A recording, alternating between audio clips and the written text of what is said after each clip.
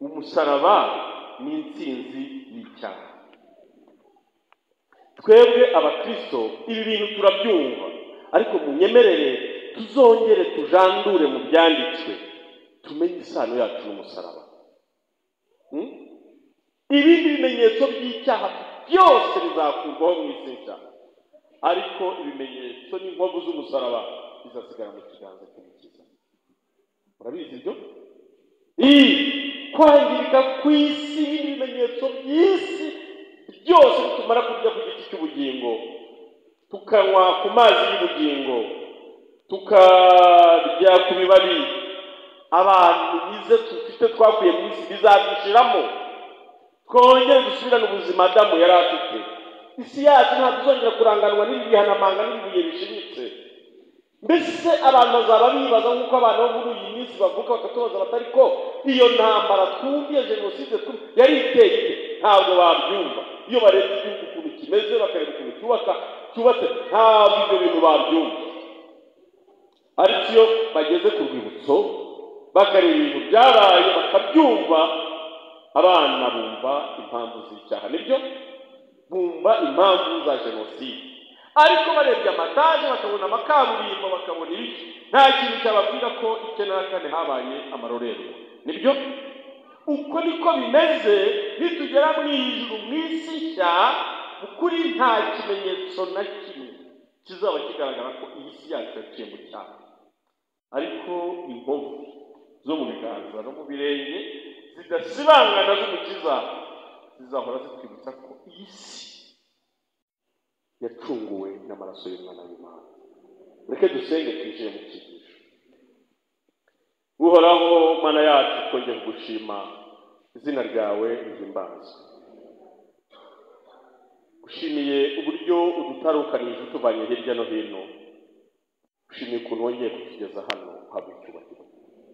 Ukiza mwiza rero, tugiye kubumbura ijambo ryawe. Jya urivuga ndanduye imbere n'inyuma ubanza unyeze, kandi abaryumva nabo nuko tumeze utwejeje ukuri. Ijambo ryawe ni ryo kuri. Ngaho herekeza ijambo ryawe rigere ku mitima yacu mu izina rya Yesu, amen. Uyu mugoroba munyemerere dufate ibyanditswe byera, turagira amagambo menshi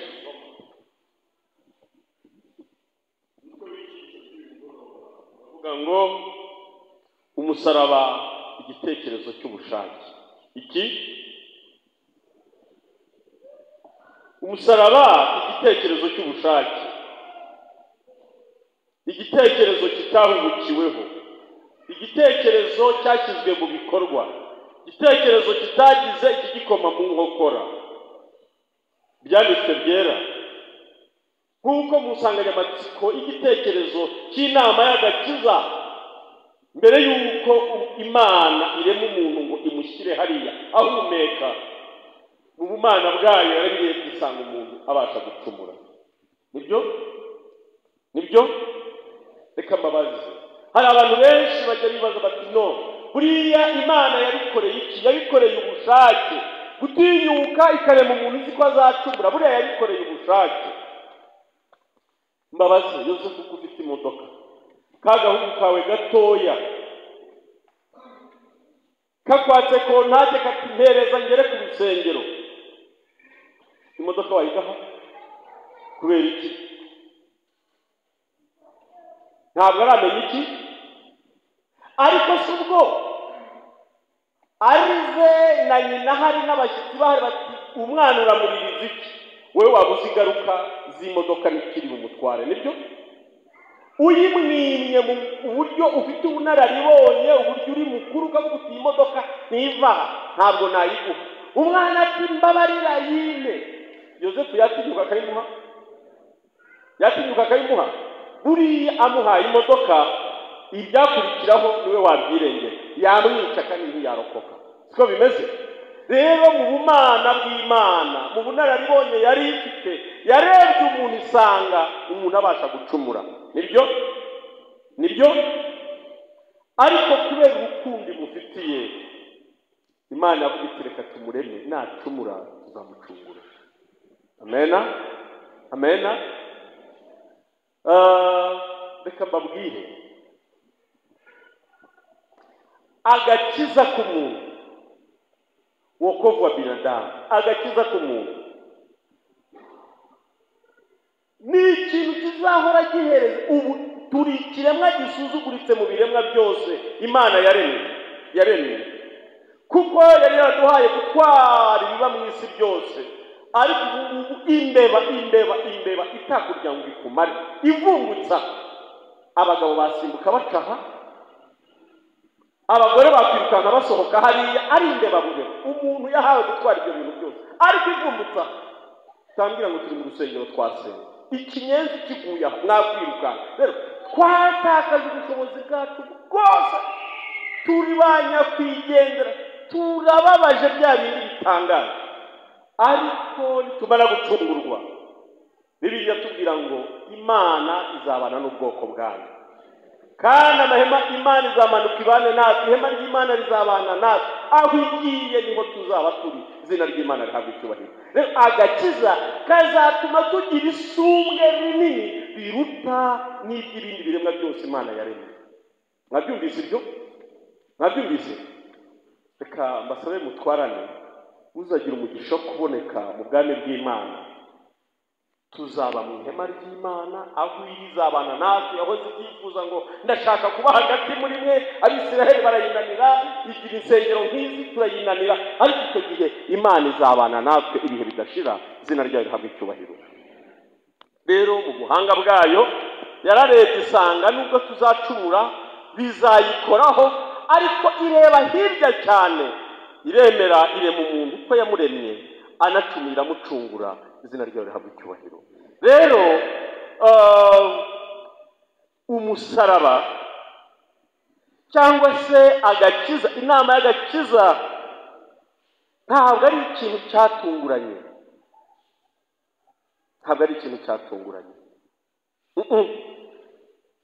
ni ikintu cyari cyarateguwe. Izina ry'Imana rihimbazwe. Ibyahishuwe 13 harabitubwira neza cyane yuko kuva kera kose inama y'agakiza cyari ikintu cyateguwe. 13:8 haranditse ngo abari mu isi bose bazayiramya, umuntu wese izina rye ritanditswe mu gitabo cy'umwana, igitabo cy'ubugingo cy'umwana w'intama watambwe uhereye ku kuremwa kw'iki. Umwana w'intama w'Imana watambwe ryari? Mukanguke murananiwe ndabizi, ariko uyu mwana w'intama yatambwe ryari? Uhereye ku kuremwa kw'iki? Uhereye mu kuremwa kw'isi. Uyu mwana w'intama w'Imana nibwo yatambwe. Rero ibi Adamu akimara gucumura, Imana yamumenyesheje ko azabyara umwana. Muri uwo mwana ari we uzacungura isi, ari we uzanesha icyaha na Satani.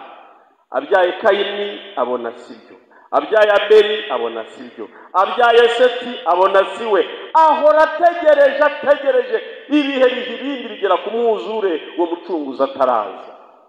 Ayo makuru arahererekanywa agera kure, ariko uwo mucunguzi ntiyaza.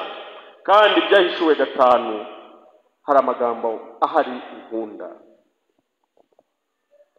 Byahishuwe igice cya 5 mbere ku murongo wa mbere, Yohana umuhishuzi ati, mbona iyicaye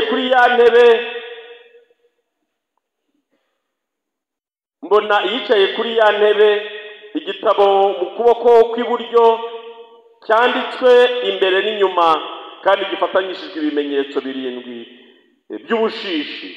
Mbona marayika ukomeye abaririza n'ijwi rirenga ati, ninde ukwiriye kubumbura iki gitabo no kumena ibimenyetso bigifatanyije? Ntihagira uwo mu ijuru cyangwa uwo mu isi cyangwa ikuzimu ubasha kubumbura icyo gitabo cyangwa kukireba.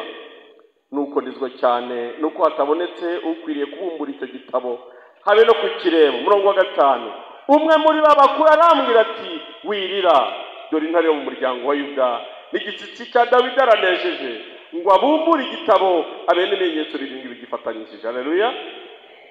Nuko nuko na hagati ya ntebe na bya bizima bine no hagati ya bakuru na bakuru umwana w'intama uhagaze usa n'uwatambwe afite amahembe 7 n'amaso 7 ariyo myuka 7 y'Imana itumwa kujya mu isi yose. Araza akura cya gitabo mu kuboko kw'iburyo kwicaye kuri ya ntebe. Amaze kwenda icyo gitabo, bya bizima bine n'abakuru 24 bikubita imbere y'umwana w'intama bafite inanga n'inzabya n'inzabibu n'izahabu zuzuye imibavu, ariyo y'amasengesho y'abera. Bashima Imana kandi barayihimbaza kuko uwo mutware, uwo mwana w'intama afashe icyo cyemezo. Izina ry'Imana rihabwa icyubahiro.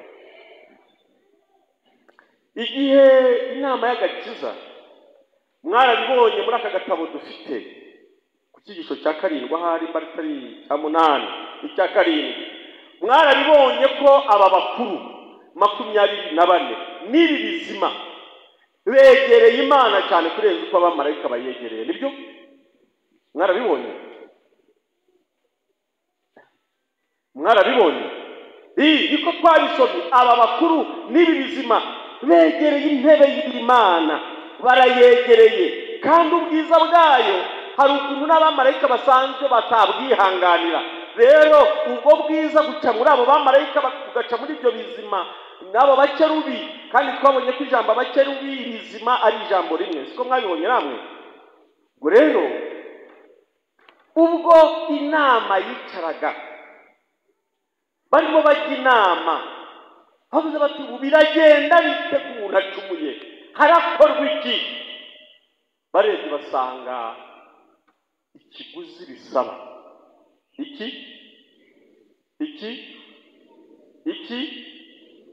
kiguzi rimwe. Igihe yagiye kwa muganga, ariko ni ibintu bisanzwe. Ahageze asanga bamusuzumira umutware we cyangwa se umugabo we, basanga arwaye indwara. Baramubwira bati mubyeyi, umugabo wawe kugira ngo tumubage indwara ye ikire neza birasaba miliyoni 7. Atekereje ko na 200 ya mitiweli cyari ikibazo. Baramubwira bati indwara turayizi rwose, ariko kugira ngo uyu muntu abagwe akire hano kwa muganga biragusaba miliyoni 7 n'utundi tuntu. Mugore ati biragusaba miliyoni 7 kugira ngo umuntu wawe avurwe akire. Ubwo aratekereza ati nta sambu dufite, uburyo tubayeho ni ugupfundikanya. Naji wabo waho umugabo akomoka, naji wacu no muri bene wacu bashoboka nta na miliyoni twashaka ngo tubone. Afata umugabo arasindagiza aramucyura, ategereza itariki yo gupfa.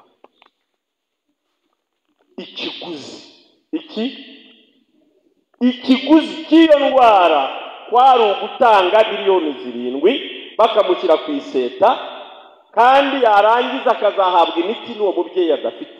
Nyuma yo kubagwa hari indi miti umuntu agura. Siko bigenda? Ubwo niba ikiguzi cyo kubagwa gusa zari miliyoni 7, ubwo nimurebe n'imiti yari kumugendaho. Umukecuru umubyeyi arareba aravuga atoya, ntipashije muremure wa mugane wa yamvugo, narebye ku ruhande ibi ngibi ntibyashoboka.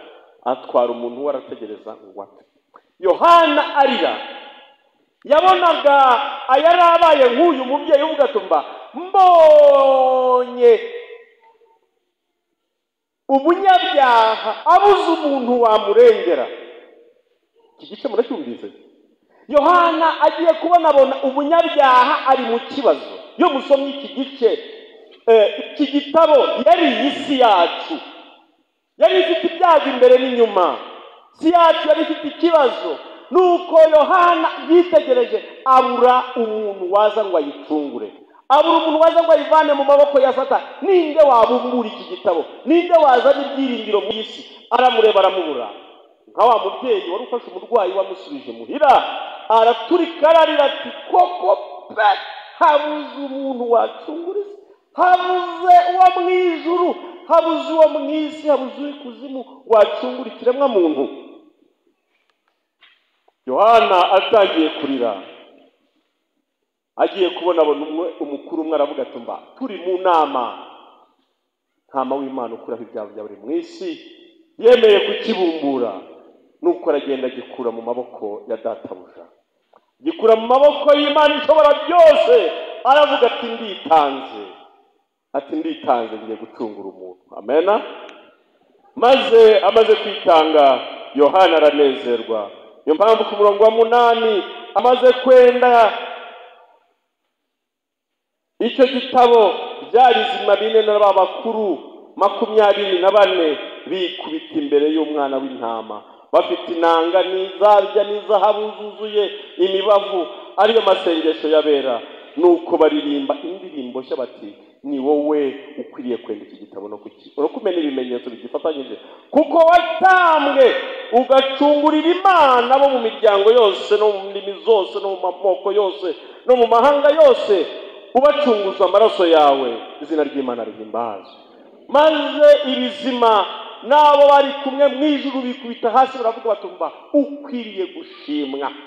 Muri ibizima twipimye dusanga n'uwaduteranya, uwafata udusambu yacu yose uwayagurisha ntabwo yavamo miliyoni 7. Nibyo ngaho tekereza nk'uriya mugabo wari utashye, kandi koko yaratashye habuze uwamurengera. Buriya iyo agira ryagahura n'umuntu akamubwira ati uratashye utavuga ngo ati tugende ngutangire miliyoni 7, uriya mubyeyi yari kuririmba bingana iki? Uriya mugabo yakira byari kugenda bite? Yohana abonye igitabo kibuzu kibumbura, habuze uwarengera isi, habuze uwakemura ikibazo cyayo, habuze uwakwitambika ngo miliyoni 7 ziboneke, kandi uburwayi buri bwica umurwayi. Yohana akararira, Yohana araboroga ati isi bayiyande, isi kwibuza uyicungura. Maze agiye kubona umuntu amuzaniye inkuru nziza, aramubwira ati mva Yohana wirira. Haleluya. Wirira, intare yo mu muryango wa Yuda iranesheje, kandi uwatambwe guhera ku kuremwa kw'isi afashe icyemezo azacungura umuntu. Amena. Rero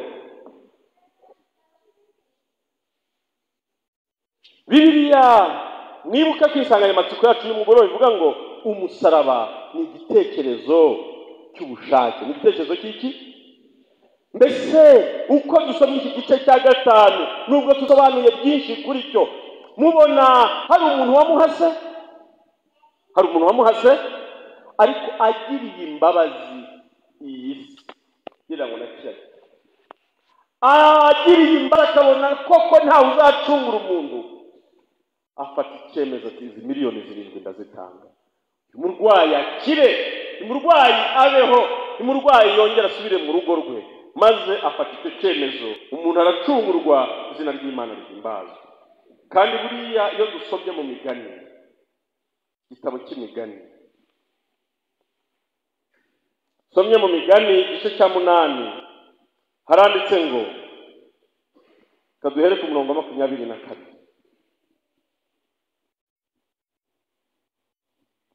Yaranditse ati Uwiteka mu itangira ry'imirimo ye yarangabiye, ataragira icyo arema, uhereye kera kose narimitswe, uhereye mbere na mbere isi itararemwa. Haleluya. Uyu ni Yesu wivuga ati kera isi itarabaho, itaraba no mu bitekerezo, Uwiteka yarangabiye. Haleluya. Uhereye kera kose narimitswe, uhereye mbere na mbere isi itararemwa. Ikuzimu hatarabaho naragaragajwe, amasoko adudubiza amazi menshi ataraboneka. Imisozi miremire itarahagarikwa, iyindi itarabaho naragaragajwe. Haleluya.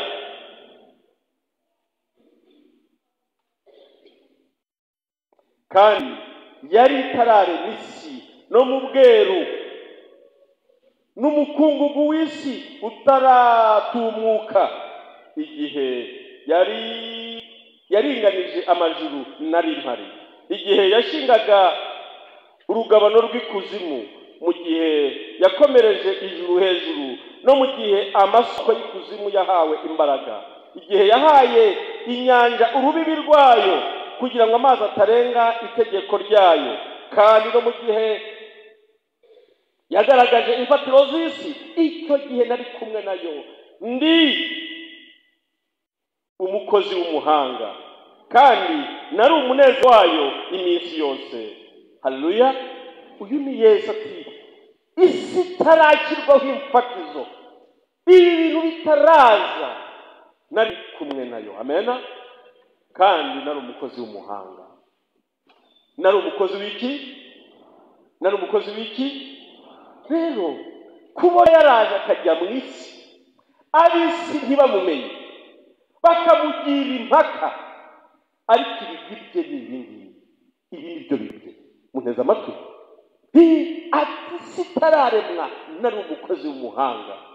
Kandi Yohana yigeze kubivuga, igice cya murongo wa mbere. Mbere na mbere hariho Jambo, Jambo yahoranye n'Imana, kandi Jambo yari Imana. Amena. Uwo yahoranye n'Imana mbere na mbere, ibintu byose niwe wabiremye, ndetse mu byaremwe byose nta na kimwe kitaremwe nande. Nta na kimwe kitaremwe nande. Mu Migani arabyigaragaje ngo nari umukozi w'umuhanga. Adamu, Imana mu mugoroba wo kurema batararuka isabato, yafashe inyamaswa zose. Murabizi Adamu yaremewe rimwe n'inyamaswa, nibyo ariko abantu bananiwe rero baba bakaze. Icyo ni igice cya mbere cy'itanga. Muri mugoroba Imana imaze kumurema n'umugore we, yamucishije inyamaswa imbere, nuko aziha amazina. Abonye ipusi ayita ipusi, abonye inka yita inka, imbwa yita imbwa. Ariko ubwo nitubivuga gutyo, tujya mu Cyongereza irahinduka dog, tujya mu Gifaransa ihinduke chien, simbizi, ariko yayise izina rimwe. Nibyo amaze kuyita amazina, kuko yari afite umwuka w'Imana muri we. Izina ryose yise inyamaswa Imana irishimira rwose. Uyise izina nanjye numvaga nari kuyita. Haleluya! Nuko Imana nayo avuga ati, rwose nanjye iyo mba ryo wagize uruhare, imbwa nari kuyita imbwa rwose, ndabona ari imbwa. Rero Yesu igihe yari kumwe n'Imana mu bumana bwabo, ibyaremwe byose nta na kimwe atagenze gute? Nta na kimwe atagenze gute? Nta na kimwe ataremye. Soma igitabo cy'umwuka w'ubuhanuzi, kirambwira ngo uburyo turi abantu b'agaciro, twebwe abantu baguye mu cyaha, abamarayika ntabwo bigeze bacungurwa. Nibyo? Halo. Abamarayika murora, aba bahise abadayimoni, ntabwo bigeze bacungurwa. Baracumuye, Imana irabihanganira, ibakorera ibyigo kubakorera, ibagenzereza gute, ariko ntabwo bigeze bemera agakiza. Ntabwo Yesu yigeze abapfira, nta n'ikindi gitambo bigeze batambirwa, ariko ducumuye. Afata igitabo twabisomye mu byahishuwe, agikura mu ntoki z'Imana, arakibumbura, ibizima birishima, isi imurikirwa n'umucyo, kuko umwana w'Imana yaremewe kudutambirwa, izina ry'Imana rihabwa icyubahiro. Rero Bibiliya itwereka ko inama y'agakiza, cyangwa se igikorwa cyo gucungura umuntu, aribyo twita agakiza k'umuntu, ntabwo ari impanuka, ni umugambi w'Imana. Umugambi w'Imana tuzawubona n'ingaruka ugira mu mibereho y'uwemeye kujya muri iyo nama y'agakiza, n'uwemeranyije n'inama y'agakiza. Umuntu wemeye iyo gahunda, ingaruka imugiraho, aho bimukura n'aho bimugeza, tuzabibona muri iki cyumweru. Rero Yohana tumaze kuhasoma ko mu byaremwe byose nta na kimwe kitaremwe nande. ko nta na kimwe kitaremwe nande, nta na kimwe kitaremwe nawe. Rero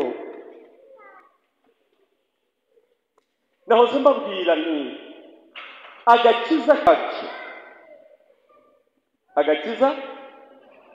agakiza kacu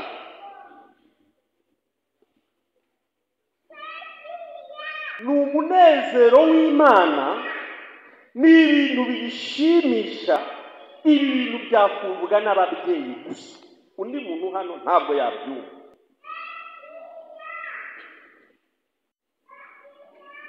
Umubyeyi aratwita, indi ikamukura ku bintu byose bibaho. Nibyo ajya kwa muganga bakayikuramo, ajya kwa muganga bakayikuramo, aranama akarya, ikamutegeka kurya ibitaka, bakakurigina bakamuzanira akarya, ikamubuza kubira ibyo kurya byose biribwa, akabivaho akabyemera, agategereza kwapfa, akabona wapi napfuye. Murankurikije tujyane, nababwiye ibi birumvwa n'ababyeyi gusa. Maze akihangana, murabizi hari uburyo ukabona imyaka iraje, atunze byo ukabona imyaka iraje, undi ukabona arerutse abaye umwe, n'ibindi.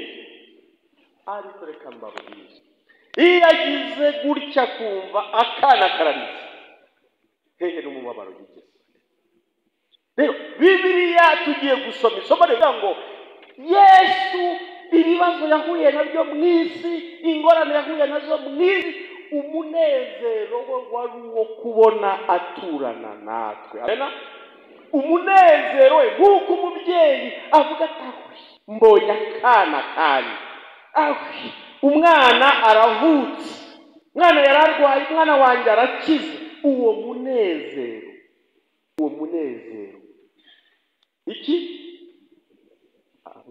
iki niwo Kristo agira. Uko mwumva umubyeyi anezezwa no kubona umwana we, anezezwa no kumwishimira, nawe umunezero we ni ukubona tumwemera tukaza mu gakiza ke. Izina ry'Imana rihabwa icyubahiro.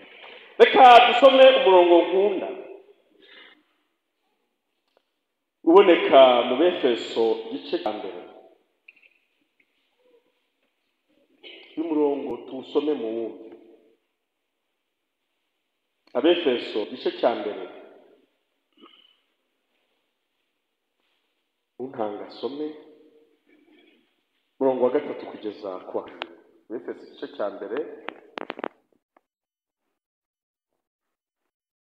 haranditse ngo Imana y'umwami wacu Yesu Kristo ariyo se ishimwe, kuko yaduhereye muri Kristo imigisha yose y'umwuka wo mu ijuru, nk'uko yadutoranyirije muri we isi itararemwa, kugira ngo tubabera tutariho umugayo imbere yayo. Iki somo turyiga mu mibare. Hari igihe bazana ekwasiyo bakayishyira hariya bakandika ngo x kare mwe y kare egare ibintu nk'ibi, umuntu akabireba ati biriya bintu ni ibiki, bagafiteho ibyo bita demonstration, bagatangira bakerekana uko x kare na mwe y byara byari, bagatangira bakabyerekana. Hari ikintu Bibiliya itwereka, iratubwiye ngo Imana yadutoranyirije kera muri nde, mu kabiririmba ye hari akaririmba ababimbuzi baririmba, nowe muri we isi itararemwa. Ntabwo uzi kuririmba, murabizi byose, ariko ako karirimbo murakazi, ngo yandoranije muri we kera isi itaragenda gute, ngo nyine nkaririmbye muri bya jwi ryanjye mukamuyanga, kandi ari indirimbo nziza. Ibintu abantu baririmba babitwara uko bitari, bisobanuye iki? Reka turezugurire ekwasiyo rero. Ibi bintu bisobanuye iki? Yadutoranyirije kera muri we isi itaragenda gute, isi itaragenda gute, tare.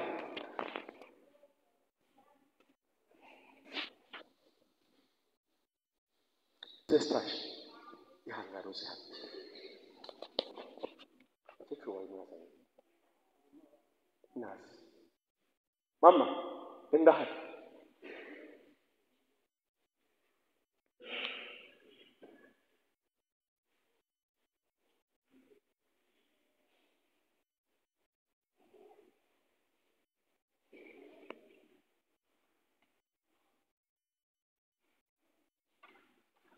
waje gutangira sabutana nazi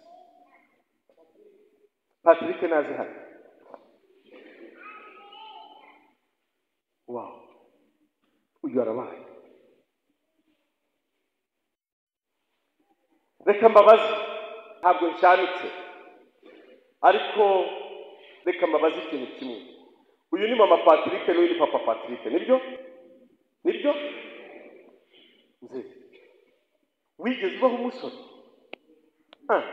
akumbere mikuru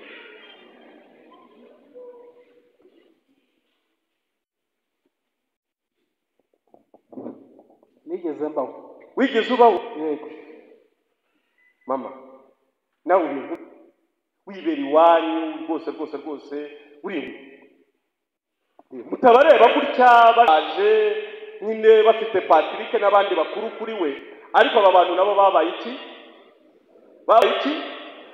abasore n'inkumi nibyo ariko reka mbabaze tuvugishije ukuri buriya wagize utya uragenda urarambagiza ubana na mukecuru mwari muzi mufite ishusho y'umwana muzabyara ukwasa mwumvaga azaba yirabura mwumvaga mwari muzi ko Patrick azaba ameze gutya ibyenge twagenda numvaga tuzabyara ariko tuzabyara ntabwo numvaga forume ye nuko azaba ateye mwabise ariko mpera mama ugenda uzabyara urumva ko uzabyara agakobwa kakare kananutse mu nda k'imisatsi myinshi wumvaga biteye biti wari ushatse koko uvugisha ukuri wumvaga biza bimeze biti nshaka kuzabyara ariko ntabwo nari nzi muzabyara umeze gute numvaga nshaka kuzabyara ahubwo nakobwa nk'uko babitubwira rero nishimye ariko mbonye ndabyara ariko sinari ngo nzabe muremure w'igikara inzobe ntabwo nari nzi mwabyumvise uko ni ukuri hano hanze nibyo kandi rwose babifite kugenda bagize rero umuntu akabyara yewe rwose ko twabe umukecuru za hano ni wari mama Rufa kana afite amatabari amaguru yo numvaga angaje nibyo babwire tujye murongo wa gatatu murabivuga bafite yezo cyuko gahari ariko bahagaze imbere ya pasi cyangwa pasi ngo re umunsi ubaye wowe ubaye ukabaraze abantu ngo abitire kubabera gusa ariko abantu umuhungu bashyire bavuga babasaza rero tugaruka urugero tangiye bana bacu kubahemba ibyo buretenda mbamira umurongo nkamiki umurongo wa gatatu uko toranyiri uri we yaremwa kugira ngo atitaruyo imbere abaza umusaza ubyeyi bashimi atoranye bandi nibyo ko bafite ziyo yo kuzana umusore uyu nawe uzabo akazisha akorera ibintu byaje ibyo ubwo bwabo babaho n'umwe batazi nazato bari bafite kuzagira Patrick byumvise ubu abo bitaho ataramenya igihe nk'iki kuye kukarangwa batuye hatarashitiro n'umusugo rwa se nk'uko yabibyumvishaga ko byara umwana iyo rero Imana idutuma yaga yivuje aba beza nezeza kera cyane bagira itarajya amena Imana yari bitekerezo mbega equation banze igiye gukomera ntimukamuririmbe mutabyumva ngibifata nk'imibare ngo logarithme oya biroroshye aba bantu batarafata icyemezo Patrick ntabwo yari ahari ndabeshya kandi iyo baca mu yindi nzira uyu nguyu agashakana n'abahati uyu nawe agashakana na mama Rufa Patrick ntabwo ari kuboneka ari uyu Patrick tureba hano, nibyo cyangwa ntabwo ari byo? Ubu ariho hano afite uturemangingo tw'uyu n'uturemangingo tw'uyu muntu. Niko bimeze cyangwa ntabwo ariko bimeze? Rero Imana yatugambiriye kera cyane mu bitekerezo byayo.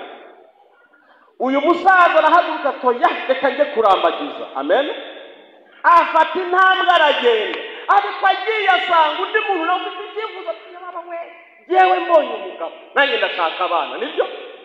Maze bagambirira kugira abana mu bitekerezo byabo kera bakiri n'ingaragu, bakiri umuntu avuga ati nanashobora no guhingira urugo atabizi, ariko uyu nguyu we kireri irashya nta makuru yari afite. Niko bimeze?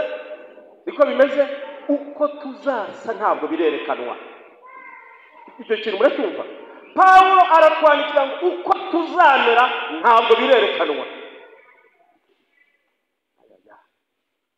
Nabataye reka ngaruke.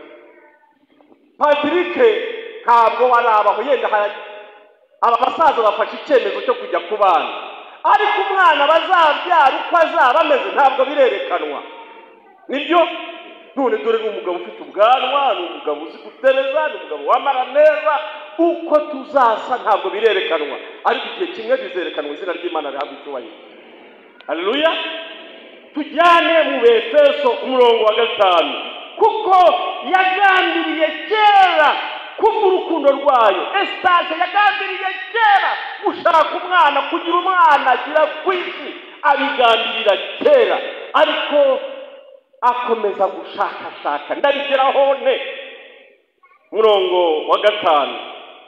Kubw'urukundo rwayo, kuko yagambiriye kera kubw'urukundo rwayo ko duhinduka abana bayo tubiheshejwe na Yesu Kristo kubw'ineza y'ubushake bwayo, kugira ngo ubuntu bwayo butagira akagero bushimwe ubwo yaduhereye mu mukunzi wayo. Haleluya.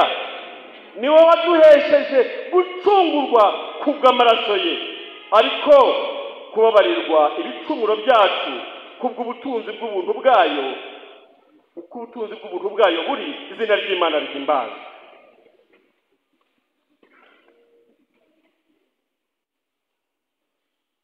Rero iki gitekerezo ababyeyi bashyize kugira ngo uyu muntu abone, nubwo nabo ubwabo batari bafite ishusho ryayo, ariko nshimira Imana ko ifite ishusho y'umuntu ishaka nyuma y'agakiza uko azaba ameze. Amena. Nyuma y'agakiza Bibiliya izamutwereka kandi tuzabibona. Ntabwo nzasoza ntamuberetse. Rero ubu turatangiye, cyari igitekerezo kiri hagati y'aba bantu, ariko hungu na kobwa bazabyara ntibabizi. Niba ari umwana uzaba muremure, niba azaba mugufi, niba azaba mugaye, niba azaba ntabwo babizi. Ariko icyo bakeneye nuko koko guhura kwabo, urwo rukundo rwabo, uko gushakana kwabo, ariko kuzabyara iki? Umuntu, nibyo? Rero Patrick iyo amaze kuboneka, niwe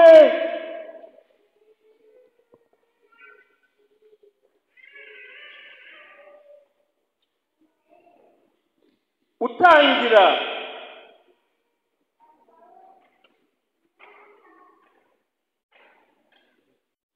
kuvuga umurongo wa 11.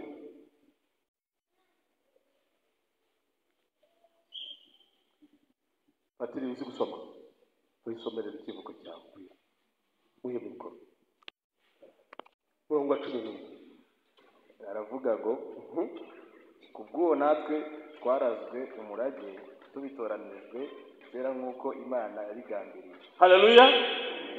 Ubu Patrick na bene se baravuga bati kubw'uwo rero papa na mama, kubw'uwo rero wowe na bene nyoko byagenze bite? Twaratoranyijwe ngo barabibya Estache bose, nibyo? Ubu bya Estache nta handi byajya, bizaragwa Patrick nabo bavukana, nibyo? Kubw'uwo rero, kubw'iyo gahunda n'iki gitekerezo mbahaye, aba bantu bakundanye bagatekereza kera bakakumva muri bo bagomba kubana tukaboneka, byagenze bite? Ikora byose nk'uko ibishaka mu mutima wayo. Haleluya. Subiramo uwo murongo rero. Kubw'uwo natwe twarazwe umurage tubitoranijwe kera nk'uko Imana yabigambiriye. Yego. Ikora byose nk'uko ibishaka mu mutima wayo. Haleluya. Haleluya. Mzee Stash. Mu bintu ufite. Sigenda karaka iriya modoka. Ikindi kintu wumva utaha Patrick. Kuramo imodoka ye. Kuremo imodoka. Ikindi ufite utamuhani. Mikoro. Usibye iriya modoka, ikindi wumva utaha Patrick ni mu byo ntuze nayo ndayitunze, ntacyo ntuze ntamuha bibaye ngombwa. Haleluya.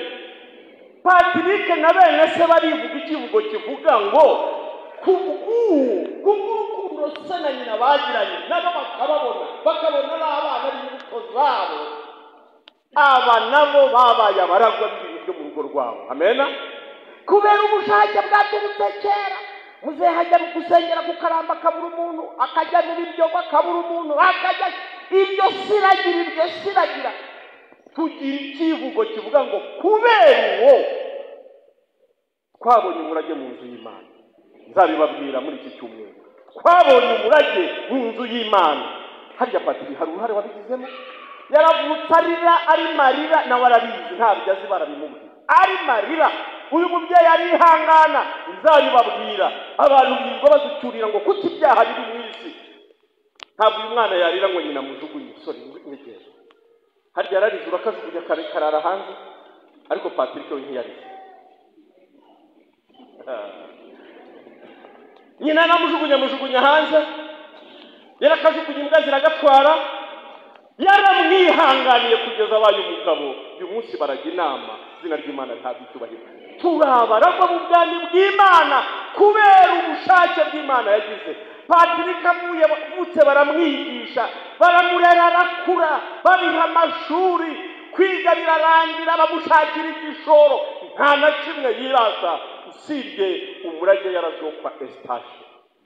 Natwe nta kintu na kimwe twirata, kuko mu isi hari igihe tugaragara ko tukiri abanyabyaha, imico yacu idahinduka ngo imere neza, ariko Imana itwihangana idashaka kwagira n'umwe urimbuka. Tuzabyiga, idashaka kwagira n'umwe urimbuka, ahubwo tuzabona ubugingo buhoraho. Ntabwo uko umwana arize bajugunyira imbwa ngo zimurye, ntabwo uko umwana akosheje bajugunyira intuza ngo imurye. Hoya, Imana itwihangana itagira ngo idashaka kwagira n'umwe urimbuka, ariko idukubita agashyitsi ntukarire, winyarira mu mugongo. Mubyeyi akagakubita ntuzongere kandi ako kana kakabire kamena.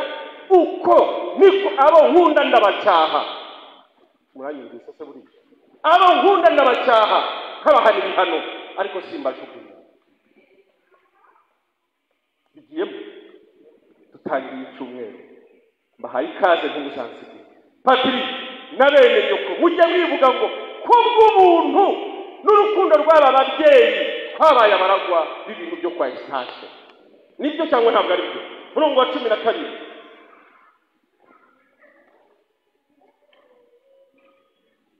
Ngo tube abo gushimisha ubwiza bwayo, twebwe abiringiye Kristo uhereye kera. Amena. Niwe namwe mwiringiye, izina ry'Imana rihabwe icyubahiro. Rero tuzabibona muri iyi minsi na cyigisho cya gatatu ko iyo umuntu amaze kugera imyaka nk'iyawe, ariko icyigisho gisoza nacyo kizaba kibivuga, tuba dukwiriye rero gushimisha ababyeyi. Nibyo, iyo umuntu amaze gusobanukirwa urwo rukundo, agasobanukirwa ibyabaye, ikindi akora ni ugushimisha ababyeyi. Nibyo, ubu Patrick yakwifata akiriza, nimubwire ubu yakwifata akiriza ngo agasazira igenhano, ukabona arimo arirukanka kara kibonye hano yirukanka yakanyina telefone, byakunda. Oya, aho ugeze ni ugushimisha ababyeyi. Ukabona nawe usabye umugeni, uraje wandikishije ubukwe, ibintu bigenze neza. Tuzabibona muri iki cyumweru. Reka rero kuvuga ibyo nzavuga muri iki cyumweru. Mbahaye ikaze, ariko mujye kwiyicarira. Imana ibampere umugisha.